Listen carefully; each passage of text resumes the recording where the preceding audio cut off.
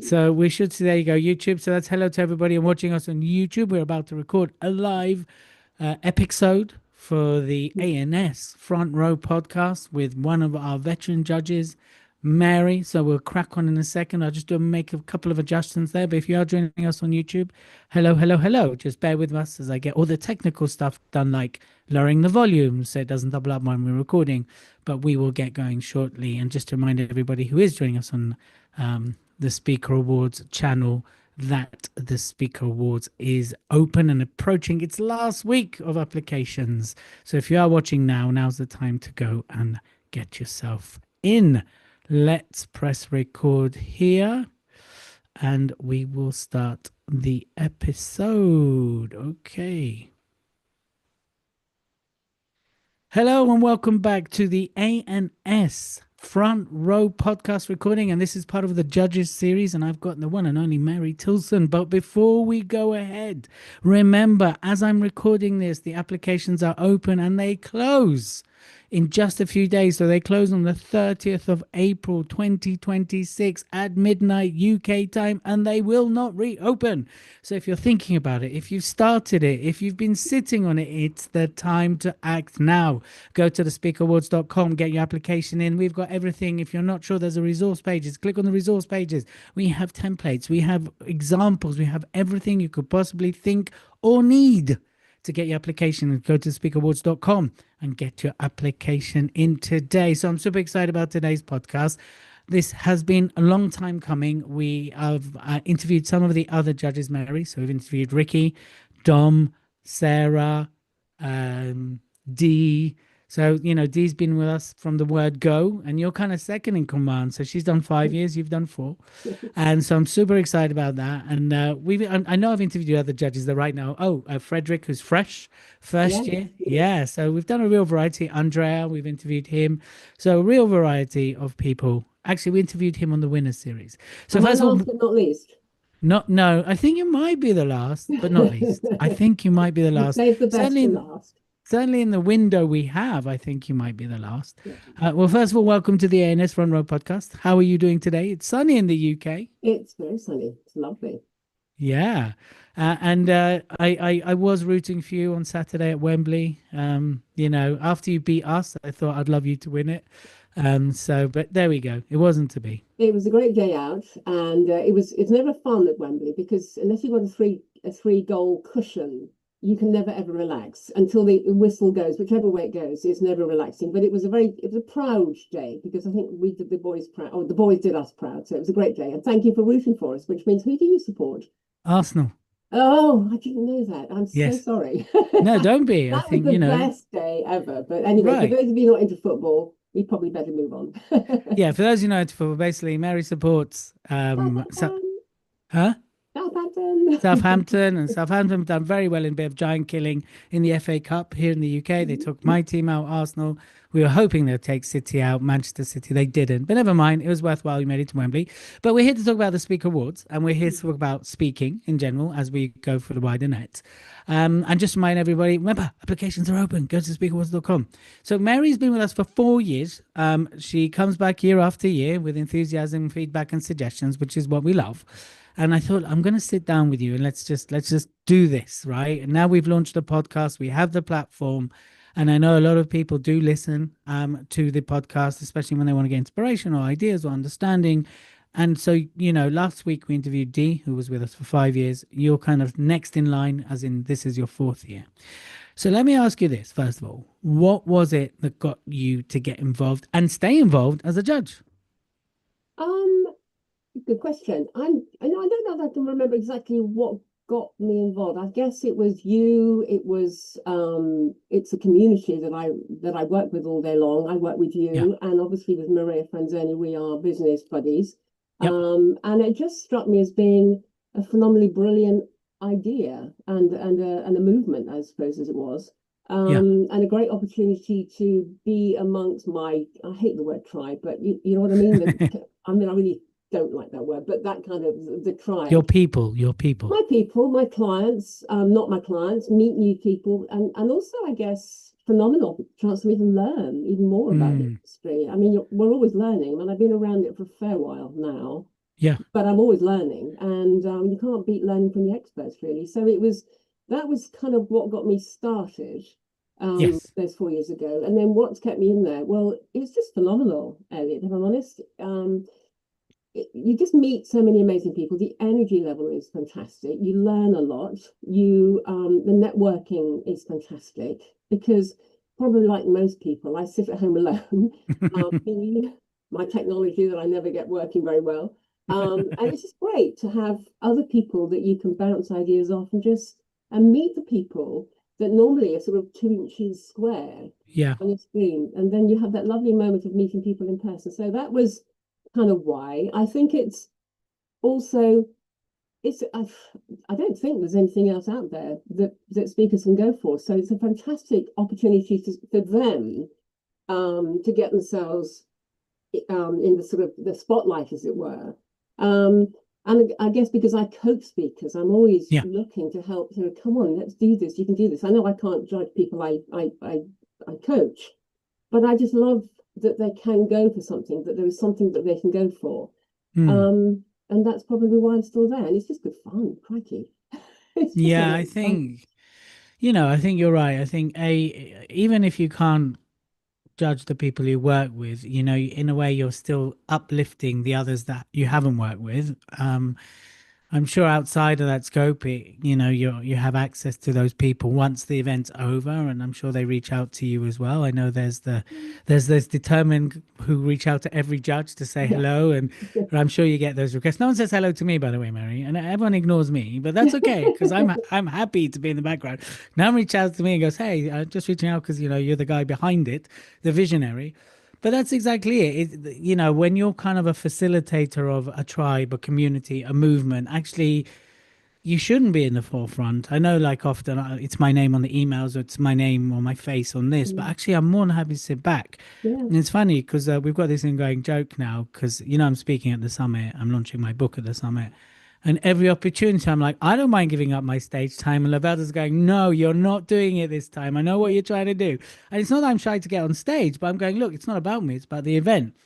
And they're like, no, you are not moving away from this because I'm Yeah, which like, I'm looking forward to seeing it. And you are quite right though, because for every good coach, I mean, if you think about all the most famous sports stars out there, do hmm, you know who their coaches are? Probably not. no, Probably not. And I think one of the things for me as well is that I just get so proud when people I have coached have gone and won awards. I mean, I haven't voted for them because I yeah, can't, you can't, yeah, but I do sit back and think, oh, golly, oh, I'm so proud. I mean, honestly, I feel so proud that I've possibly been part of their journey to get to that point. And it's just, I mean, like Ben Hanlon, just yeah, example, as an example, I just felt like Mother Hen there. I was just going, oh, so great. I'm so hmm, happy for him. I'm just so happy for everybody that does well. yeah, Yeah, and it's never been about me. And it's never about me. You probably find I'm not great on socials. I'm not very much. I'm probably the least on socials that you know, I think, possibly. yeah. Because I think, for me, it's never been about me, never will be about me. So I'm just very happy that I can help people on their journey. Yeah, no, absolutely. And actually, I interviewed Ben Hanlon because we did a winners series. So I Okay. interviewed all the winners. And what was fascinating about Ben Hanlon is how much he dissected the process of winning. He's like, okay, what do I need to do to, okay, so he spoke to people, all right, reverse engineering, took every step en route to winning. And therefore he won. And then we'll speak of the year Hall of Famer, right? So it's very interesting. So if people haven't listened to that winner podcast about Ben's approach, I think he's actually really refreshing and he blew me away. I was like, this guy is so clever, so driven, and so humble, like because he's willing to learn. He's never Mm, gone, I know this stuff. And that was the interesting part. So yeah, I can understand why that you felt that way about Ben, because just having got to know him a little bit through the podcast, I was like, okay, I felt for the guy. It's like, wow, this guy really deserves it. So I can yeah. understand that. So having been in this space now for coming onto your fourth year, right? You've seen, I don't know how many videos you've watched. I A mean, I was lot. looking at some of the entries we've had well over. Because we're doing a 5 year sort of winner, highly commended, because we're adding that to the website. And I think that and alone has over 100 videos, just the winners and highly commended. So you have to go through the others where don't make it. So you probably watched, I don't know, best part 300, 400 videos in this process, I would think potentially. possibly, yeah. Yeah. In your eye, what are the ones that stood out? What does good look? What does, no, let's not even go for good. What does outstanding look like when you've seen an entry like, yes, that's it. That's fashion. That's the fashionism. Just there. Oh, golly, can I find one word for this? Probably not. I'm thinking back maybe to last year's winner, Yeah. like it's the freshest. Just it was like a class act. I know this is it's hard to quantify what I mean by class act, but everything about the look, the language, the content was sharp, it was focused, it had powerful messaging in there. You come away thinking, I want to listen to this speaker all day. Oh wow. I Okay. want to listen to the speaker all day because I feel like my world is going to be a better place for having listened and tapped into the speaker. Wow. And that's there aren't many, if you like, that really do achieve that. But the ones that certainly I've put forward over the years to get into that sort of number one spot have done, and last year's particularly was exceptional. And there's just a sharpness, a focus, a conviction, a polish, a professionalism on it.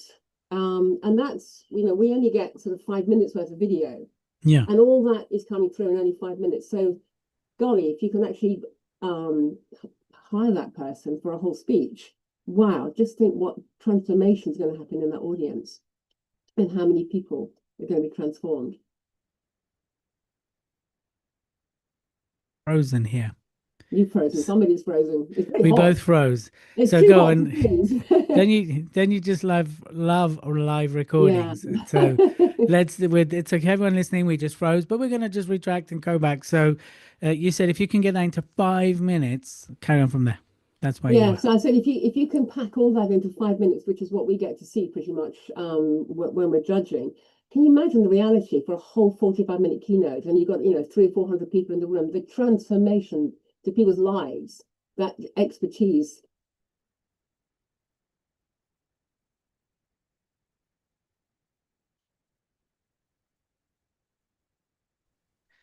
And we're back. There we go. And Don't you just love something's it? going on with the check, and I don't think it's me for once. No, I think it might be me. I don't know what Makes a happened pleasant there. change. So Yeah, for so those that of you that listening and everything, we just had a technical hitch. There you yeah, go. And it we don't happens. edit these It out. happens. So there you go. 5 minutes. Take three. Go. Yeah, so I mean, in 5 minutes, we only get 5 minutes to listen to, but the winner last year for me was, sharp, focused, incisive, intellectual, professional, polished. There was just there was a class act there. And I think that, when I'm coaching my speakers, I'm always reminding them this is a performance. You are performing. And it's not, I don't mean performing to the monkey, but this is a great opportunity. You are in the spotlight. You've got to get that message through. Wow, did he get his message through loud and clear? And I said, we have 5 minutes. All I had was 5 minutes. And I wish I had more. I wish I had more talk. If it was a longer video, I could have listened to him for hours. And I think that probably is what makes the winner stand out, I suppose. And believe you me, there are quite a lot that are there, but just sometimes, occasionally, somebody has that little bit extra. Do I know what that little bit extra is? Dan handling, in a way, magic. You could argue there's a bit of magic. Um, but it's that sharpness, focus, messaging, delivery, diction, positioning, all the basics, and just something really thought provoking that does make you think really differently about something, feel differently, and then kind of want to do something, which kind of we know is what we're aiming for. So that's, I think, what sets them apart. Okay, that's brilliant. Who was it? It's okay to disclose. It's not like it's a Oh, hidden. okay. Is it Jim Steele? Jim Steele, Yeah, yes. sorry, I wasn't sure if I could share names or not. No, you can. I think we used his one of his submissions as Okay. an example on Well the done, Jim, website. if you're listening. Yeah, Jim Steele. No, I could That's see that. that. Because I don't watch submissions till after the event, right? I hate to stay completely impartial. Not that we can ever influence, but generally, so I'm so removed from the process. So I get to the night and I have no idea, Mm. right? And it's quite a funny story because when I first met Bonita Norris, who won Storyteller and Showreel, it's quite funny because when I met her, I knew who she was. And I went, "Hi, Bonita." And she went, "Hi, Elliot." And she's very surprised. And then her husband goes, "Ah, you've won. Otherwise, he wouldn't know your name." And this came out in the podcast. I was like, actually, the reason I knew who you were is because you emailed in to change your picture. That's the only reason I know who you were. So your husband was wrong, but he was right because she did Okay, win, yeah. but I didn't know that she'd won. Because for me, that who is who, that unveiling on the night, just like you, I want it to be a surprise. Even though like we sit there and we look at the winner and the short listings and things like that, for us, it's just as much surprise. And it's not like I carry it in my head. Like, I don't sit there going, oh, yeah, I know who won this. I know who won this. I don't, because I don't get involved in the evening. That's Mm. Lavelda and Simone, right? I sit there and I get to sit back, except for my minor speeches. Okay, so Jim Steele's, by the way, people, anyone listening, is on the website. Jim Steele, not Steele's. Steele, he is on the website under resource pages as an example of a submission. So you can see that what Mary's talking about.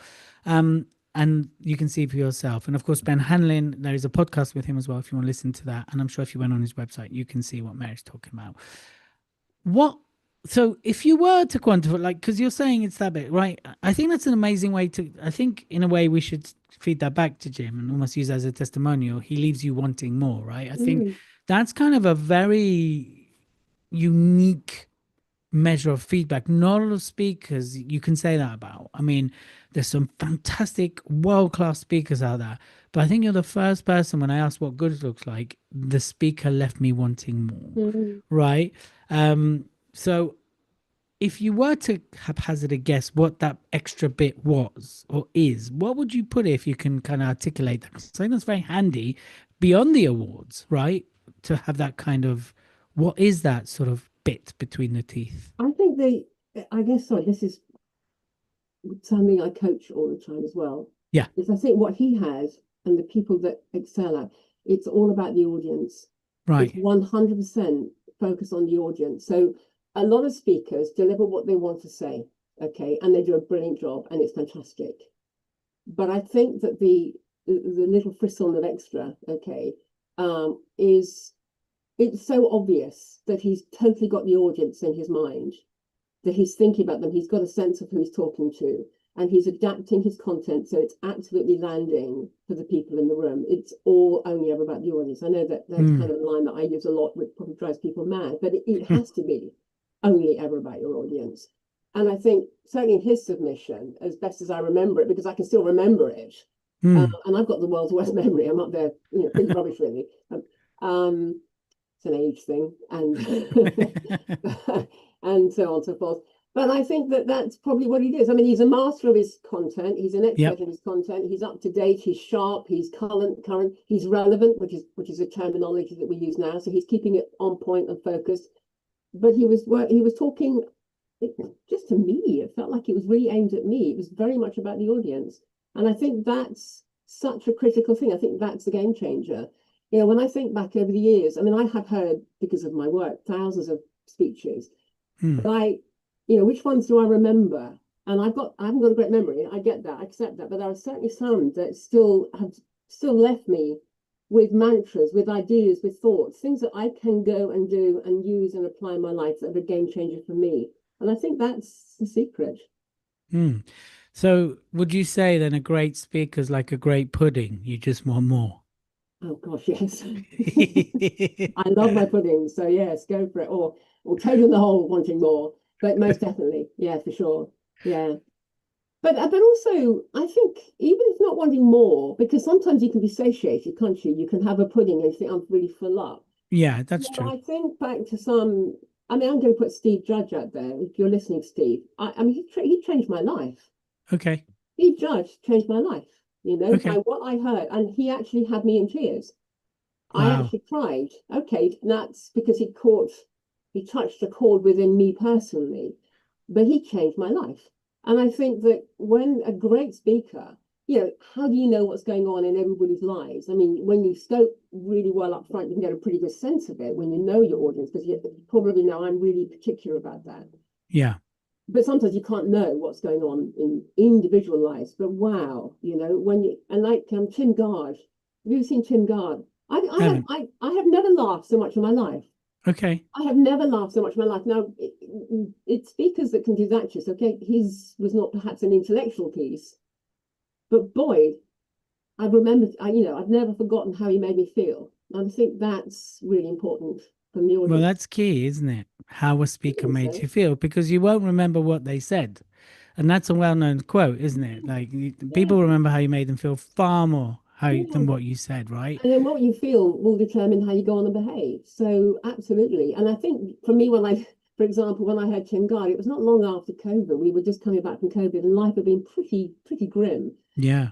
And it was just such a release to laugh, tears of laughter coming down my face. And for that, I will always thank him. You won't have any idea that he did that to me. But for me, it was just a release after all that grimness that was COVID. Yeah, and I think it is a really unique skill to speak to the audience and meet them where they're at, right? Regardless of your content. Obviously, if it's highly intellectual, then that's one type of speaker. If it's thought leadership, it's another. But to emotively meet an Mm, audience, that's quite a skill. And I see that as I learn myself and as I keep progressing as a speaker, especially with my new keynote, which is my most emotive one. Like up until before then, it was leadership communication. How mm, do we speak? And you know what there. And now I've moved into something quite personal. And I'm seeing for the first time what it's like to move an audience to tears, to get people come up to me or message me later going, I'm using Watch Me now as part of my mantra.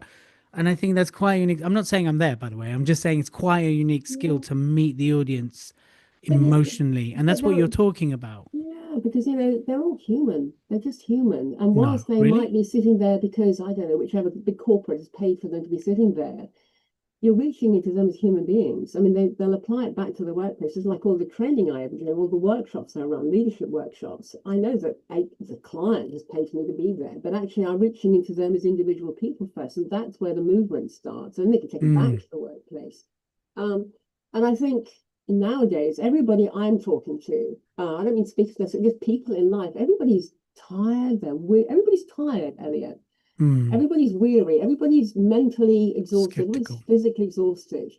I guess we all know why. It's a combination of things. So I think if you can, any speaker can provide some sort of mantra. I mean, I think you probably know I'm full of my mantras or Mary isms. I post them quite regularly. Just little, one-liner like "Watch me" is yours, okay? I mean, I've got loads, okay? But if there's one that can just land, if you can just land one with somebody, because we know we're going to forget 56% of what you say within an hour. That's kind of proven research, okay? But if you can just leave the audience with something that they will never ever forget, then they will always remember you as a speaker. Because And it's then they can talk associated about to you, you. and then they can talk about you, and then they can Yeah. refer you, referable speaker, just stealing the lines of other luminaries in the business. And that's what you're looking to achieve, really. Yeah, absolutely. And I think that's why it's important. And I think it's also, I think, important to quantify when you say it's a performance, because I think and there's various approaches to this and there's various philosophies to this, right? When I talk and I work with speakers, professional speakers like yourself, I know now we kind of complement each other. Now we actually know what each other does, Yeah. right? I talk about being versus acting. So being present to the emotion, being present to the feeling, and by you being present, you beam that out so the audience connect with it. You can at times tilt into that almost pantomime performance where it's inauthentic and the audience feel it. What's your thoughts on kind of that aspect of the I performing? think for me, I mean, I'm very aware of what you do, and your skills are brilliant. And I think we do complement each other actually. And I think I need to send more speakers to you actually now that I have a better sense of what's going on there. No, I think for me, I guess I bang on a bit about the performance is the whole start of it.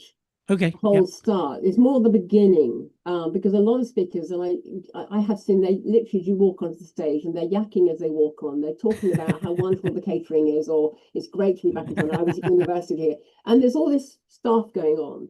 And I just say, no, this is a performance. So I always use as a analogy, like being a conductor at the Royal Albert Hall, Right. and you literally the audience are turning up, and there's lots of noise going on.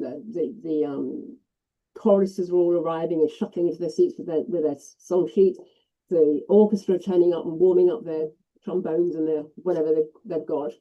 And there's all this kind of cacophony sound going on. And that's the same at a conference. There's a lot of noise going on. People are not there to you. They're No. not mentally there for you, unless you're Barack Obama or somebody. Most people have been told to be there.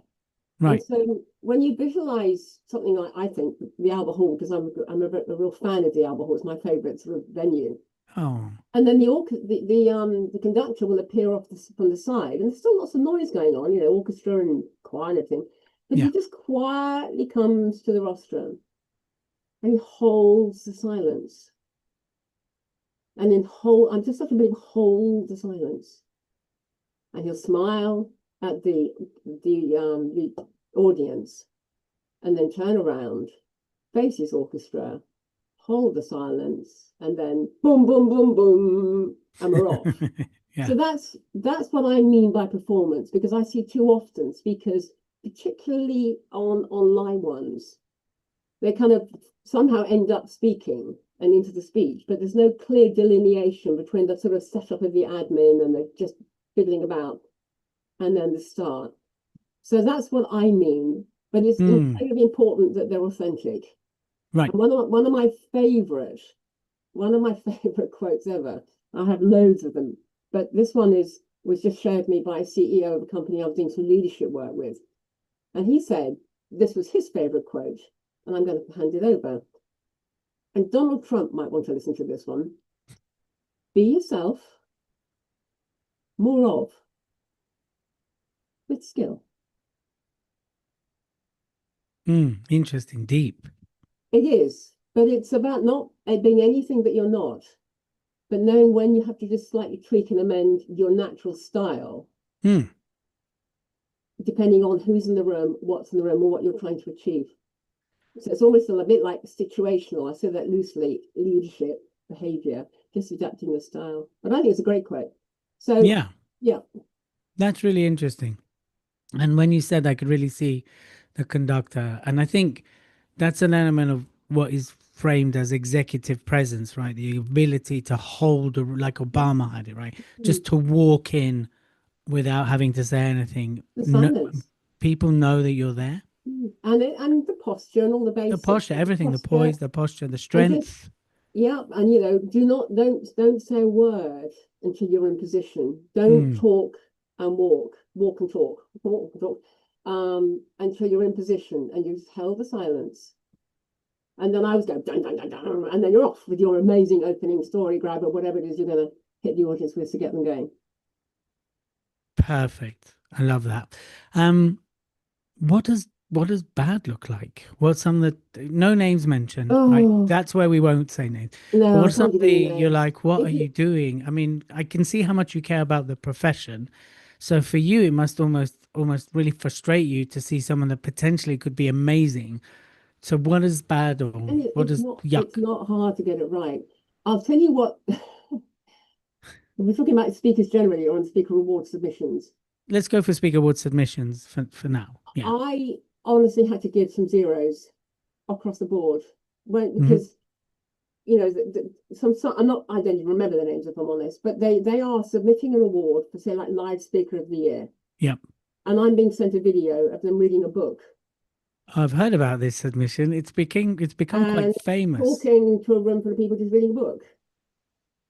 Excuse me, why have you put that in? I mean, That's and not this. there have been a few of those, and people have not given one thought. I mean, so much of ah, what's it? One of my isms, okay, is, I think is which gets everybody feeling a bit ill when I say it is what's it like being on the receiving end of me? Okay. You to think about what is it like to be on the receiving end of you? You Mhm. at home, you on stage, you on camera, wherever. And again, I can remember like last year, somebody put a submission, and I thought, he's sitting in a kind of like in and out of a cupboard. And it was like the angle of the camera, and there was kind of like a bit of cupboard, a bit of staircase, and all sorts of. If you just sat and look, how does that look professional? This is a professional awards, and you're kind of half in and out of a cupboard. I thought he was dangling somewhere from somewhere. Everything about Oh it was no, we talked about really, this in great depth. Yeah. and all that kind of stuff. It's like you're not. I have another mantra. Bring them. I'm um, loving your mantras. I have another one, and in fact, my little sort of trading name is this: is set up for success. And whatever you do, set yourself up for success, set your audience up for success. If you're putting yourself in for an award, set yourself up for success. Think about what is it like to be on the receiving end of me and my award, my film, my video, whatever. Because what you think, so for example, I think about me counts for nothing. And Yep. it is what you're thinking about me that is the real measure. And I think enough speakers are not giving that some thought when it comes to the speaker submissions. They're not giving a thought. And they're just cutting and pasting a bit of a video recording Yeah. and lobbing it in. They're not thinking about actually, they're not big. Okay, here we go. Stephen Covey, not mine, but I use it all the time. And Maria, if you're listening, she gets fed up with this one. But always begin with the end in mind. Right. So when you're putting your submission in, have all those things, just have those as mantras in your life and let that guide your submission. So those that have not been great have failed to sort of the basics. Hmm. Something again, you keep reminding me about Ben Hanlon's interview, and he was saying success leaves clues, right? People don't succeed by accident. Although some people, very few, like do something and just explode, but even that's had thought behind it, right? So I think you're saying the same. It's like think with the end in mind, and I highly recommend everyone listens to the podcast. In fact, we'll probably tag it into this because he talks about how he approached everything you're talking about to set himself up to for the best chance of winning, Mm, right? mm, Um, and so whether he won or not, I mean, every speaker says this, like, oh, I didn't know I was going to win, but I went for it. But he talks about success leaving true. And you're saying the same. Start with the end in mind because there's people that have done it and done it consistently, right? Because they're thinking about how am I coming across? How is this going to be received? What's the mm, judge likely to mm. think? You can't control that, but you can kind of have Set a it up thought. for success. Yeah, exactly. So that's good. So no reading of books. I mean, Sarah and I spoke about this at great length, and even Dee and I spoke about it in terms of look, there's nothing wrong with filming in your house, right? Right. Because it's about your speaking. But, put some thought into that. Like you said, not things hanging in the background like dirty underwear or, nothing is going to take away. Like the judges just want to see your delivery. They want to be focused in on you, but they're going, oh, what's those boxes in the background? Or is that don't do that. Don't distract the eye, right? And it's really what you're saying. So if you are going to film at home, make sure it's relevant to the category and the content's relevant to the category, Mm, but just make it easy for the judges to watch you and not go, mm, oh, is that a kid running in the background? Or is that, I mean, things happen, right? But if you integrate it, that's one thing, right? If a kid happens to run across and skillfully, like, it's like a child play or that's mm. one thing, right? Utilization, but it's another thing when it's completely distracting. So, what are you looking forward for the most this year? Year five, we're still here. We haven't gone Yeah, I'm anywhere, right? growing. I'm growing. I think I'm looking Yeah. forward to seeing how it has grown because I know that you guys are doing so much work behind the scenes and it is growing, isn't it? It's growing in stature, it's growing in profile, it's growing in presence. I think seeing more speakers, new people, I'm seeing new names out there. A lot of new judges will be fun to meet some new judges. I don't know if you've got anything up your sleeve because it's 5 years on. I don't know. But maybe, I don't know. We're Um, working on it. yeah, I'm sure you are. I think, I mean, I'm doing a different category this year, which is interesting. I've always done live speakers, so I've got a new category this year, which is Yeah. interesting for me. I'm really interested in that one, actually. So that I will enjoy. And I'm working with two new judges. I've had the same judges the last couple of years, I think. So it'll be quite interesting to work with new experts and have those discussions because we do, as you know, have very informed discussions when we're actually going through all the videos. So that I'm looking forward to. And it's just, golly, it's just, I don't know, it's exciting. It's kind of like a high, when you look at your whole year's calendar, what's going on in the Hmm. world, apart from maybe a holiday, which is always going to be a bit of a priority for me. Yeah, It's of up course. there with the sort of like the gold invitation. It's great. Yeah. Dee was saying in her calendar every year she marks out April to July and she puts awards season. Our award season pretty much starts the next day. Yes. Right. There is going to be some interesting news to share in terms of growth and expansion. But nearer the time when things are a bit more confirmed, I will do that. So year five, Hmm. there will be some Hmm. announcements and we'll keep you in the loop. We're very excited. I mean, considering when I started, there was a lot of skepticism. There Hmm. was lots going on, and we welcome skepticism. There was like, will this survive? What will this become?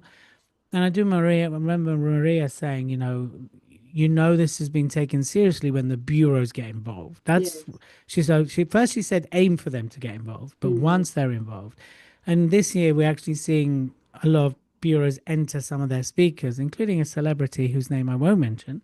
And whoever has them will be like, oh, or maybe they won't. I'll be intrigued to see. But they are a big, big name. And so it's nice to see that even some of the like top one percenters are now entering the awards. So it's for everyone. It's whether you're starting out and you've been around, last 3 years and you're just getting going, or you've been around like Jim Steele for 30 years, right? He's been in this space, or, you're a Mm. celebrity that now speaks. So that's really nice to see. And thank you for being a part of that as well. Yeah, I feel very honored. Oh, well, we're honored I too. do. I do. And we really hope that this keeps growing and keeps that family feeling, that connective, that, because we want to elevate the industry. We want to help without sounding like AI, but we want to elevate the industry.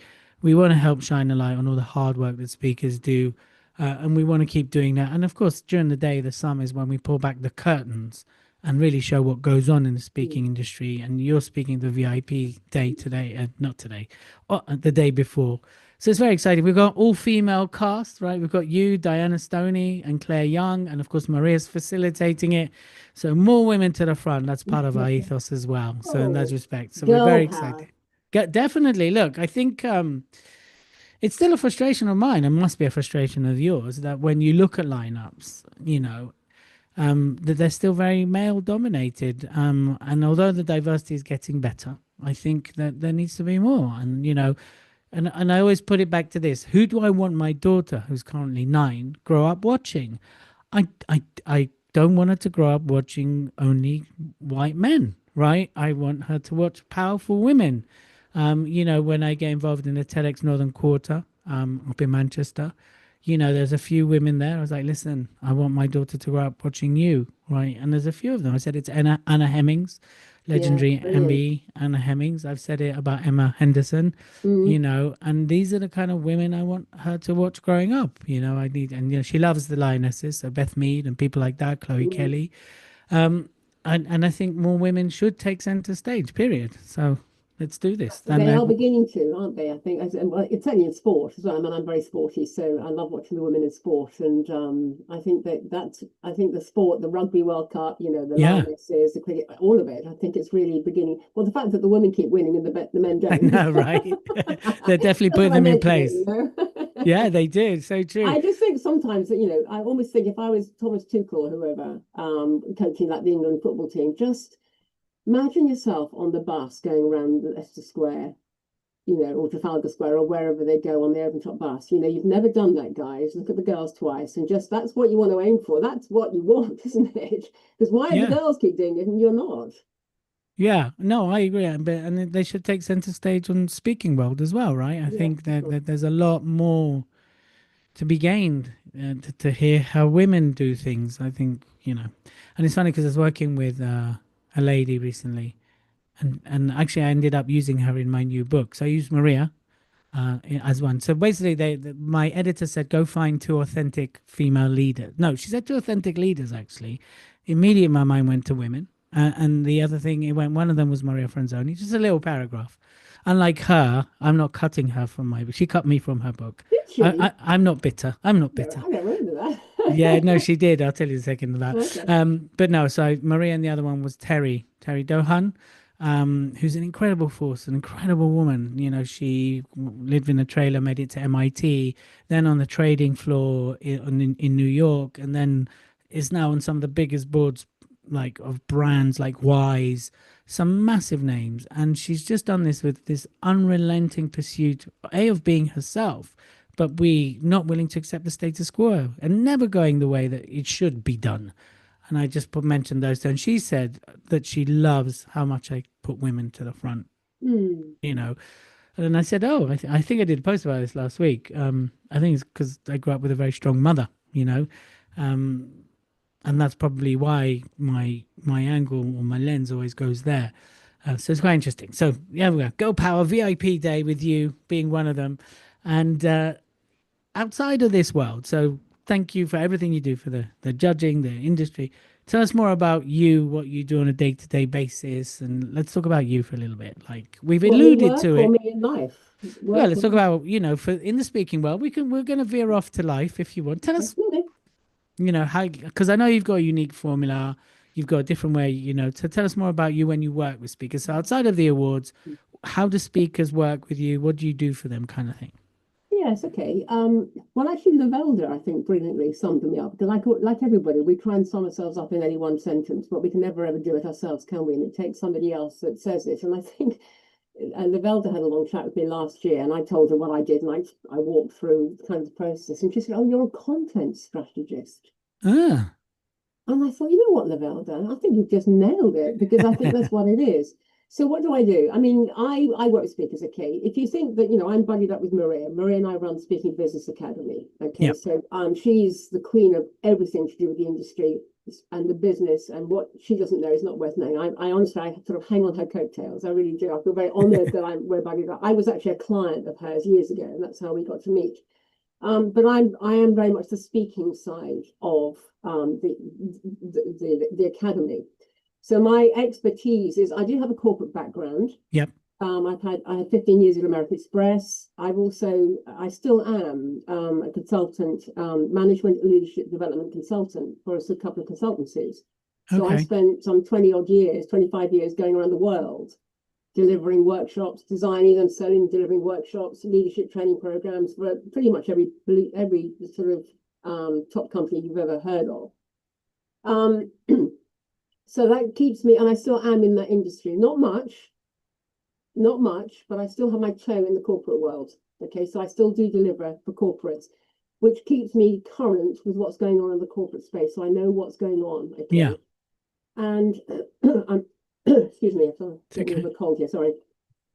So how I work with speakers, I mean, it depends on the speaker very much. What do they need? What do they want? But a bit like Maria has, I have my own process that has been proven to work. And one of the things that I usually start off doing is I interview my speakers at great length. I get right under the skin of them. I want to know them inside out, back to front. Mm, Um, I want to know who they are. I want to know the background. I want to know when they were born, where they went to school. I want all that. Okay. yeah. And then I like to find out, what's their niche, their angle, their story, what do they talk about, not talk about, why do they talk about it? I get right under the skin of them. I probably Granular. exhaust them, endless questions. But what's great about that is that they end up saying things to me that they didn't even know they'd said because it's not scripted.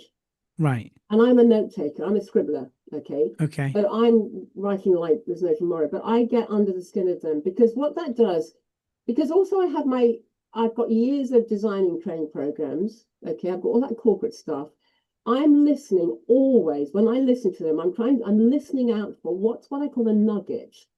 What's the one line, the one sentence, the thing? This could be a model, this could be a talk title, this could be a story, this could be a process that you could use, that you could leave with your audience. So I'm always listening for what I call the nuggets. I call it a nugget session. Um, Not and that's chicken nuggets, though. chicken. Golden nuggets. Golden nuggets, chicken, whatever, any sort of nugget, but I am listening for nugget. And they get a report from me, and we use that as a basis for kind of moving forward, I suppose. What was the question? Do I work with What do you speakers? do for speakers? How do you work with speakers? You're Yeah, doing a very good job. so that's typically how I work. Now I'm also incredibly practical. I like things that I can get on and use and do and apply. Okay. Hmm. So I also work with them, and I'm very lucky over the years of doing what I do, that leadership space as much as anything else as well. I've got so many tools in my toolkit that I can share and work with around learning, development, but about leadership. I am a verbal behavior intelligent master Well, practitioner, which is quite a niche skill to have as well. And I share a lot of those little nuggets. Let's not use nugget, that's going to confuse. But I just have all these little gems that if I spot something's not quite right with the speaker, I can add these little gems in that will just okay. help them be even better. So there's all these little bits so I can salt and pepper, if you like, sprinkle. But I also have just got some phenomenal tools. And I think those that have worked with me, and I've also educated you, I'll go get him. Hang on a sec. Oh, there we go. There we go. Live talk. Yeah. This little fella here. Yeah. There we go. My square poo friend. But this is just a phenomenal tool that I've been very privileged to have worked with for decades, really. I share that's your thinking, planning, and structuring tool. I think a lot of speakers kind of go straight to content. very Mm. quickly when they're planning their speech. Yes. No, no, no, no, no, no, no. Content is almost the last thing that you do. Okay. You've got to do your thinking. You've got to really know who your audience are. So I kind of, this is I don't want to give away my crown jewels, if you like, to a certain extent, but this is your thinking, planning, and structuring tool. And if those of you who've read Maria's bookability formula, Yeah. this little fella combined with another one called Critical Questions, which I will be sharing at the at the summit Yep. on the day that I'm doing the exhibit The for you. VIP day. Yep. Yep. Scoping, I am so hot on scoping ahead of any event you do. You've got to get under the skin. You've got to find out what the audience need and want. But you've also got to consider the other stakeholders, because you've got the booker has a different need and want, the CEO who's writing the check has a different need and want, Yep. the HR team have a different need and want, and then the people in the room will have something completely different. So the critical questions tool that I share, which I will be working with everybody on that at the summit, and this chap, nail, boom, nail, relevant, easy, and memorable. Because my job is to help them develop and then deliver a speech that absolutely nails relevant, easy, memorable, which are three of the four key elements in the bookability formula that the top 1% do every time. So I work with them, I teach them how to use that, and then I work with them because I now know a lot about them and their content, having done the interviews. We then get kind of what I call down and dirty, and then I help them create the content, their strategy for the content. I challenge their thinking because I always work, I have two hats on, my coach's hat, Yeah. but I'm imagining I'm in your audience. Yeah. So how is that relevant? Why is it going to, what is your begin with the end in mind? I use that all the time. Why are you doing that? What's the point of that? No, get rid of it. Be realistic. You've only got like 36 minutes for the body of your talk. That's too much. Elliot, I'm sure you know this from your years of doing this. In my experience, about 80% of speeches from the audience perspective are hard work. They're really hard work, and I'm trained to listen. I'm trained to be able to pick things out. And I just think you've lost me completely. Yeah. Because Yeah. a lot of things are not happening in that speech. So my job is to help eradicate that. Okay. And then, so I do that with the speakers, and then also I get them to record the finished version when we've done all the thinking. And then they send me videos of the finished version, just the camera, not on stage, just this is our work in progress. Yeah. Yeah. Yeah. And then I go through it with a fine tooth comb. And I tell them what they need to hear, not just what they want to hear. Yeah. Yeah. And again, because I'm listening with I'm in the audience. Okay, I'm imagining I'm in that audience. Because what I think a lot of speakers forget, Elliot, is the audience are not experts in your topic. Correct. They've never seen it before, they've never heard it before, and they're only going to get one chance to hear it. This is not a workshop. They can't ask questions. They've got to try and get it just on that first time of hearing it. And it's so very important that when you're creating your content, that the speakers are mindful of that and actually strip out a lot of stuff. That's what easy is all about. It's not dumbing it down. It's just always thinking about the audience. Yes. Yes. And if you want them to be able to talk about you, I mean, be excited by you and inspired by you, but also to be able to go and talk about you with authority back at the workplace, you really need to go and see the speaker, because I learned this, I learned this, I learned this. Yeah. I've heard some, I mean, I'm not going to mention any names here, but I've worked with some phenomenal people who've climbed mountains and done this and done that. But most audience members aren't likely to do that. And so whilst they tell a fantastic story, and yes, I can sit back and think, wow, this person's amazing. But when it's all over, I'll still have a feeling that was good. Yeah. But by the time I'm back at my desk, and like 300 emails later, it's all kind of gone. Yeah. And the great speaker, it just stays like a glow. And also you've got that wisdom that you can take with you, and then you can begin to apply it. So one other thing that I do with speakers, again, this is just because of my years and probably what sets me apart a wee bit, is that because I've designed gazillions of workshops, training courses, developed them. I've trained teams of people around the world to go and deliver training programs. I can help speakers design their model. I can help Right. them find their model, their framework, their process that they don't even know they've got. But you do need to leave something, in my view. You need to leave the audience with something they can take away, even if it's a one-liner, but we find that one line. And I'm now, can shut up. No, no, this is fascinating. I love hearing it. No need to shut up. So it's a very deep and comprehensive process.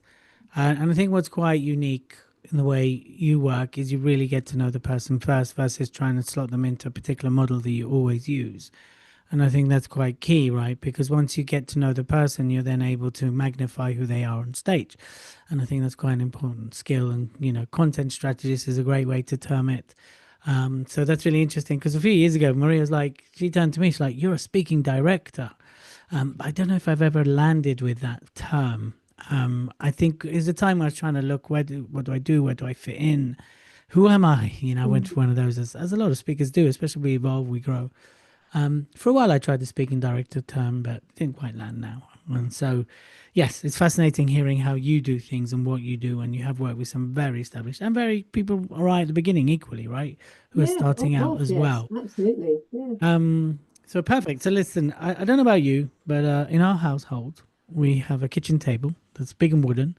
And Mm. at the kitchen table is the hub of everything. No matter my kids do their drawings there, they're creative, they're sticky. My sons love snowflakes. And Emily and I, my wife, we talk about our future, our finances. We're looking to buy right now, like our vision for our future. It's where we do a lot of sort of our future thinking, right?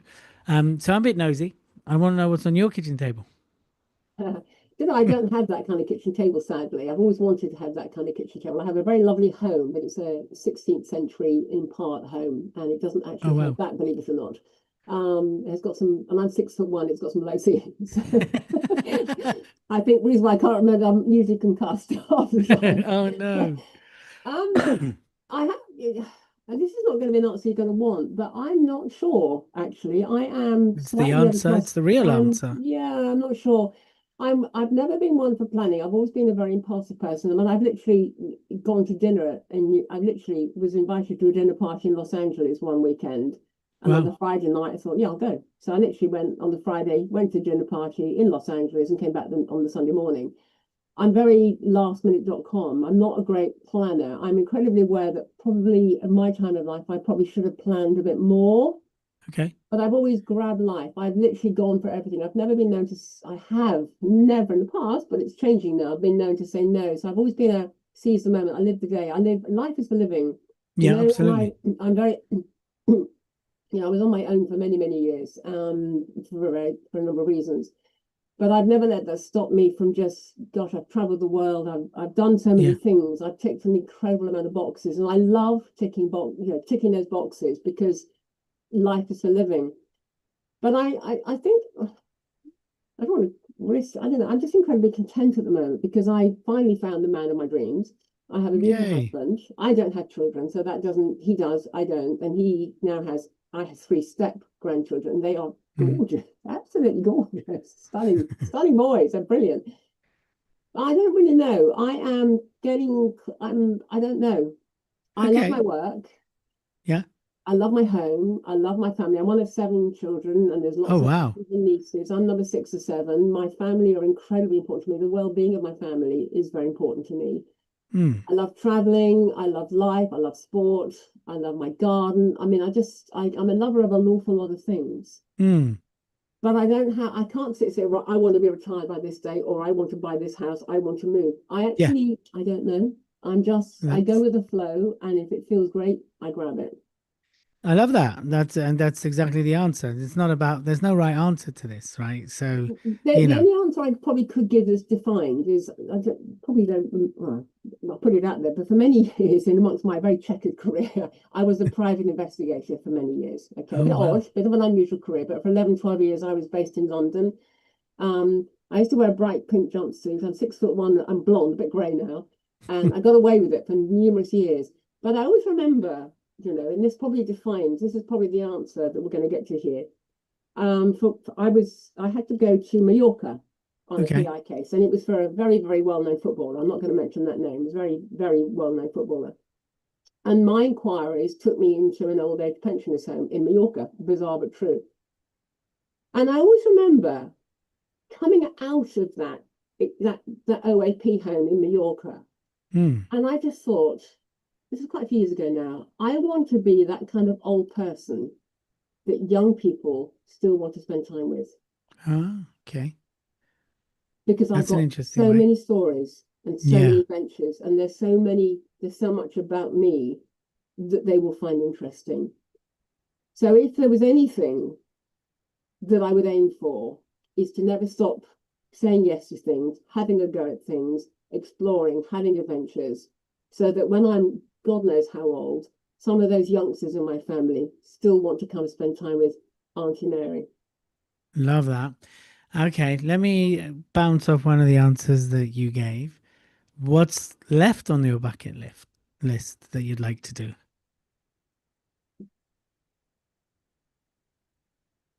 I want to go to the Antarctic. Okay.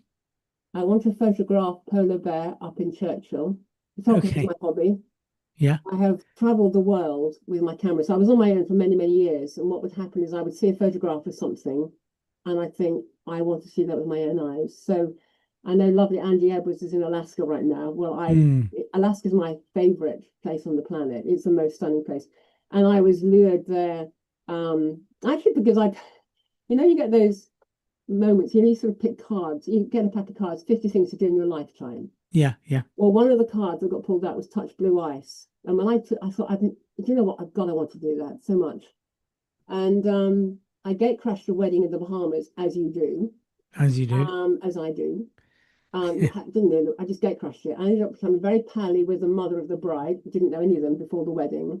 And I said that I just have a yearn to go to Alaska, but I don't know how to get to Alaska because in England we don't tend to go to Alaska. We didn't then, okay. Yeah.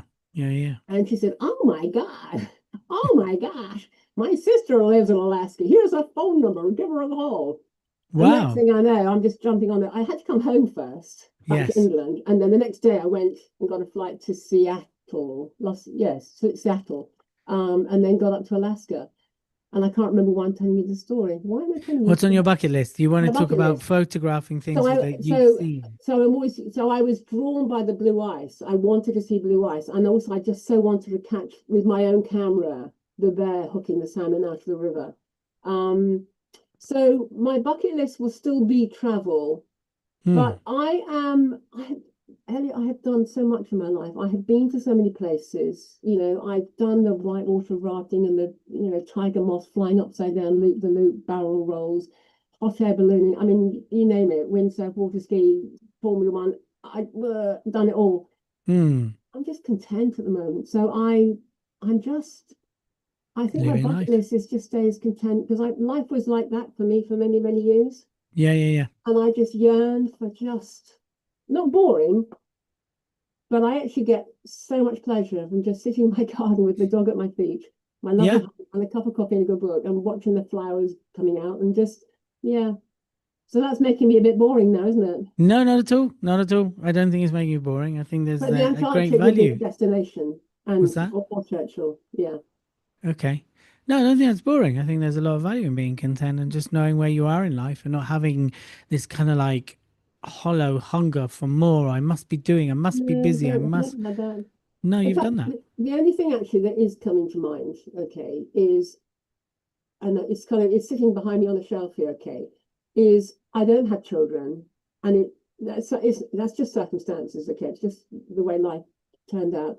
Hmm. But I think everybody should leave a legacy. There should be a legacy, and if you had children, there's a legacy, isn't it? I don't have Hmm. children, okay, but I do have hundreds of isms that I've learned over the years, one-liner sentences, and I'm kind of whenever I post them, I'm just keeping them here. And I think at some point I'd love to pass that knowledge and wisdom on to the younger members of my family. So I'm not saying I'm ever going to write a book. I don't know. I love writing. I don't know why I'm not going to write a book. Might as well. But I do want, I think, in some way to make sure those isms are handed down through the younger members of my family. So that's Okay. probably the thing on my bucket list to make sure that before I'm gone, those have gone somewhere. useful. Love it. Great Fantastic. stuff. Have you made it to the glaciers in Argentina? Have you done that part No, of the world? I no. I've should. been to the glaciers in Canada in the middle of winter. I've been in minus 46 degrees, I think, and the ice fields in Canada, but I've not been there, no. But it sounds like you have. I have. That's when you spoke about it. I was like, oh yeah. I just thought, yeah, how magical that was. And then, of course, we did, the Devil's Throat, so the big falls in Argentina, one side from Brazil, one side from Argentina. And we did that as part of our honeymoon, actually. That was Oh, absolutely wow. magical. So, Nice, yeah, nice. if you get the chance, I would suggest you visit that as Well, well. there's so much out there in the world. There's so much we don't know. I mean, I've done a ton of it, but there's so much. I mean, that's why I quite like that. Was it Race Across the World? Because you get to see places that I'm not bothered about them particularly, but I just love the fact you're getting a sight, an insight into places that you'd never normally know about, probably. Yeah, yeah, love that. Mm. Okay, so we've dived a lot into you and what you do and depth and things, and so I ask all the people I interview this. What's the one thing we're not speaking about that we should be speaking about? And you can Us go as anywhere you coaches, want with this, anywhere you want, us as coaches, or the speakers to the audiences.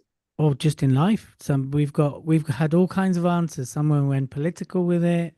It really depends. What is the one thing? It could be nothing to do with speaking, but what's the one thing we should be talking about that we're not talking about?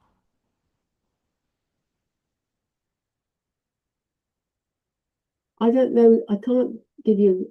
It's something to do with human beings. I think it's especially with what's coming on, and I am getting more and more speakers coming through around this topic. But I don't think you can take the human being out of the human being. We've been around too long, Hmm.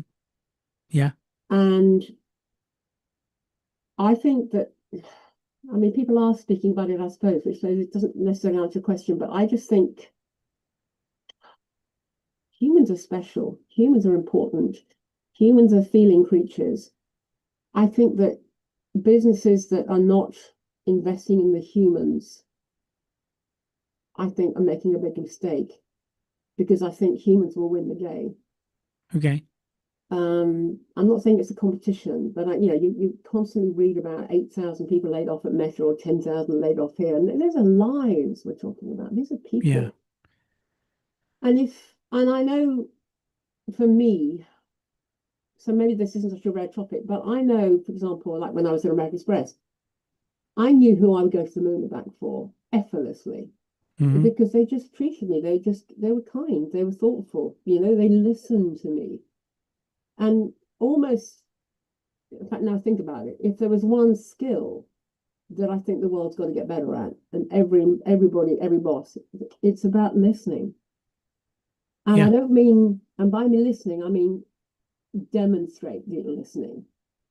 Because so many people say, oh yeah, I am listening, clickety click, email, text, glance away. And it goes back to what we were saying earlier. If I don't feel that you're listening based on your behavior, you're not listening. Yeah. And if I don't feel listened to, I'm going to detach from you because that's how humans function. I know I've left jobs because, and I think I'm a high performer. That's a very immodest, I know, but I believe I'm a high performer. But you know what? No one's listening. And you Right. just get to that point where I can't do this anymore. And it would not have taken much to have kept me. Okay. But I think people are too busy to listen, and I think that's the big mistake. I think if you can just sit down and just get rid of it. I mean, at home and marriages, when you think about it, I mean, that's why I'm blessed with my hubby because he's brilliant at listening. We have great conversations. You were saying about your kitchen table. But I Yeah. think people come home and they're always on their phones and they're clickety click and they're still working when they get home because they're so busy at work and they pay lip service. But when you demonstrate, and that's one of my key words, okay, when you demonstrate you're listening, then you are sending an incredibly powerful signal to the person that you care. Yeah. And I don't think there's a human being on the planet that doesn't value the feeling that somebody cares about them. And that I think just just lends itself to so much richness in life, I think. So are we talking about it more and more? Because I think more and more speakers I'm seeing are coming through, humans versus AI kind of talk. Yeah. But I think it's something wrapped around humans, it's something wrapped around business owners, just look at your people. They're not numbers, they're humans. And I think more and more with the AI coming in, you need your humans more than ever, and you need your humans engaged and feeling great about being there. And there's nothing lovelier than being amongst people who genuinely feel great. Yeah, this has come up quite a bit. And as you can imagine, when I've Yeah, been recording these podcasts, AI has continuously featured. The kind of, some totally for it, some not quite. And it's quite an interesting conversation. I'm noticing, and this is where I think live events are going to benefit yeah, because absolutely. I think people are going to crave connection or are craving, and they want Yeah, realness, they want authenticity, they yeah. want to feel, smell people in a Tactile room. Hopefully, they're engagement, not bad smelling, but you know what I mean when I say yeah. smell, right? Yeah, But I think also because there's a growing skepticism around what people are reading and seeing online. So even videos like, well, is that Jenny? Is that really yeah, them? Right? Am I really reading them? And I think when you're in a room, so I think the benefit from a lot of this is going to be live events and yeah, conferences. And I sure. think there's going to be a movement. Also, we're seeing Gen Z post less. And they're more in sort of silos, so like WhatsApp groups or Snapchat, where they can be, left alone, so to speak, or plus, of course, when social media came out, it was young, it was youthful, but now all the parents are on it, and all their dads are on it, and all their family are on it, so it's no longer become very private. I think that's a big part, and I think we are going to see some form of a shift. If I don't know if it'll be a backlash as much as a movement, you know. But I do think is incredibly what you're saying about listening is so important, right? Because I Mm, think even from a customer service experience, how do you offer great customer service? How do you dissolve the most irate client, the most irate customer? Is you listen. You listen, mm, right?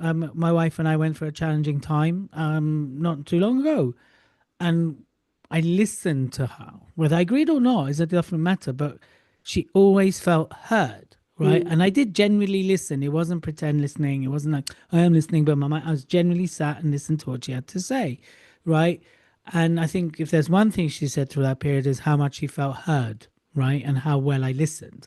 And I think, like you say, the key to a lot of the issues is simply truly listening, mm, right? Not defensively, not trying to think of an answer, not what am I going to say next, none of that. It's actually what just being present to the process of listening. yeah.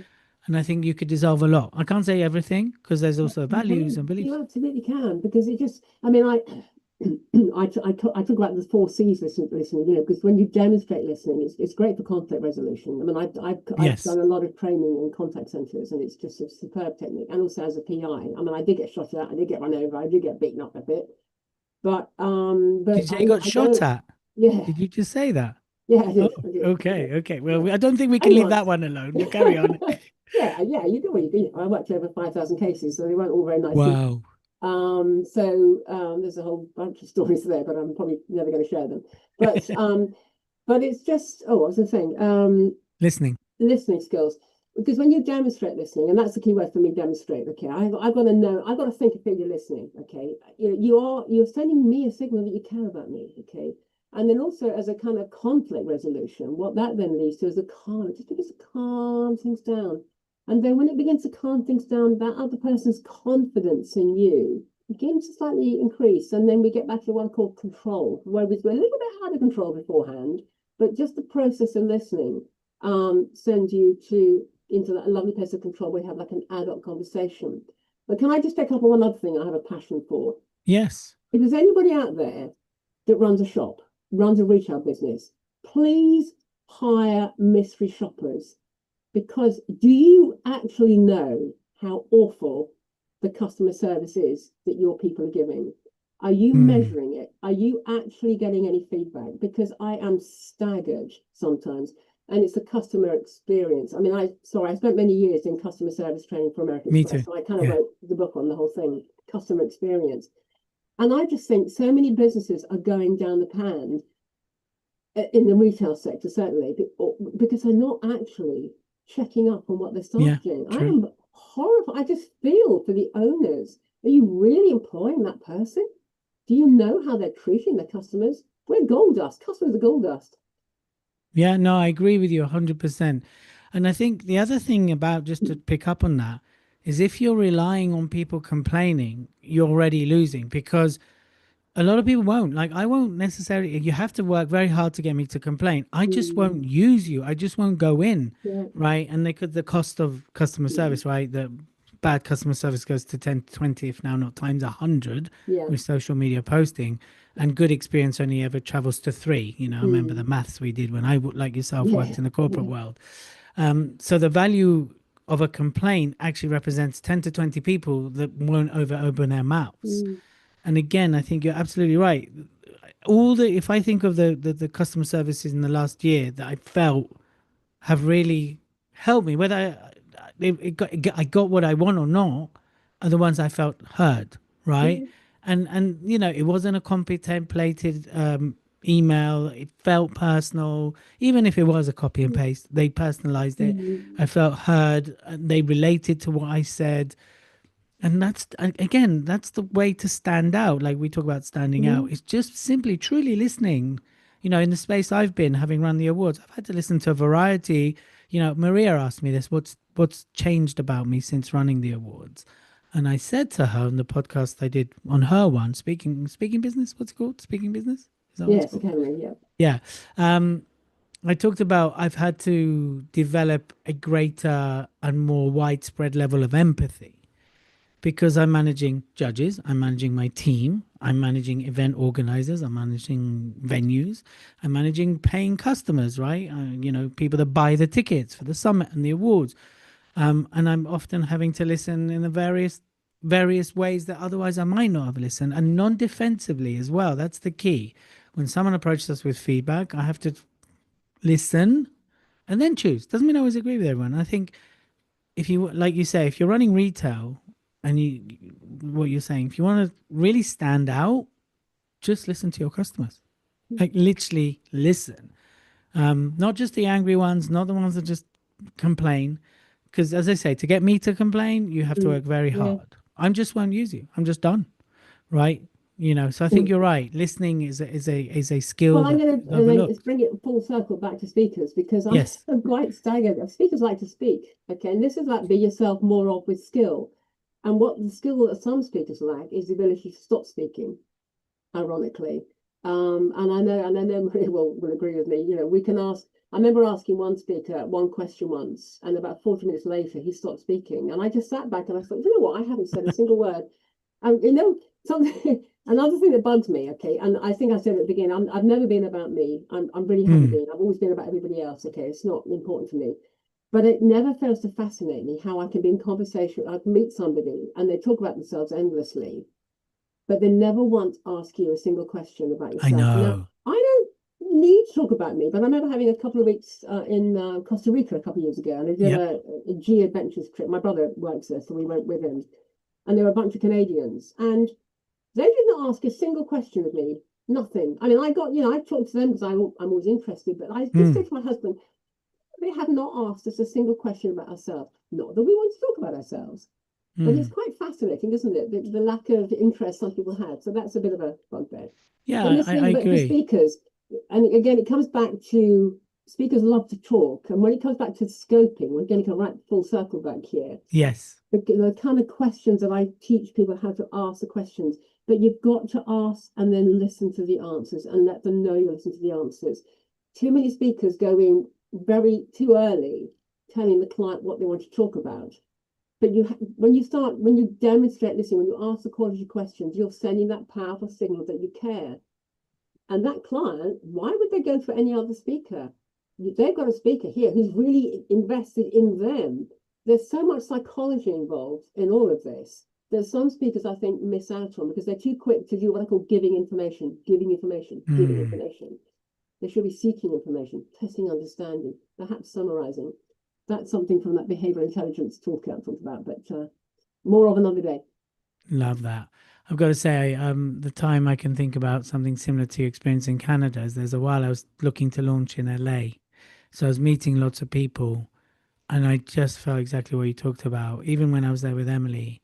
And I realized I was very small at the time. And like you'd spend almost an hour with some people and I'm like, they haven't asked a single question about me. They've just spoken for the full hour. And then like, right, I've got to go now. I'm like, oh my gosh. That's Yeah. fascinating, isn't And like, it? yeah, I just find that staggering when people do that. And I'm like you, I'm very inquisitive, I'm very interesting. So I ask loads of questions and I don't ask to be asked. But every now and then you'd think they'd go, yeah, tell me a little bit about you or something, right? Yeah, something. Yeah, some indication that you're there Something. because I could have I easily know. just stood up, walked Yeah, away, and come yeah, back 50 yeah. minutes later, right? Fascinating. Yes, I think it's quite interesting. So cool. Right. So as we wrap this up, what is your final message for anyone listening about the awards, about speaking, whatever you want to leave us with before I wrap this up and I kind of, think if you're a speaker out there and you're listening to this, please, he who hesitates is lost. This is the most amazing opportunity to be seen, to be heard, to put in your submission, because even if you don't win, the act of doing it is forcing you to really think about your content, think about your messaging. You might win.